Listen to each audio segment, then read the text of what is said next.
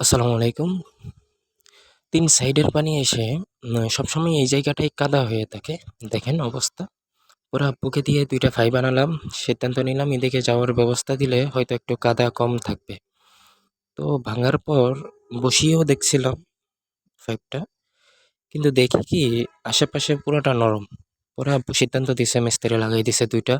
একদম হুলস্থুলভাবে কাজ করে পুরাটাই একদম আশেপাশে যতটুকু ওয়াল নরম ছিল পুরোটা ভেঙে দিছে।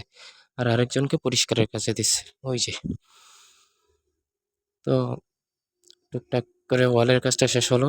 পাশে আরেকটা স্ল্যাব দিবে। তো আরেকটা পাইপ বসাবে এইদিকে ঘাটের পাশে। তো ওইটা ছিল ওইখানে আর এটা হচ্ছে এখানে।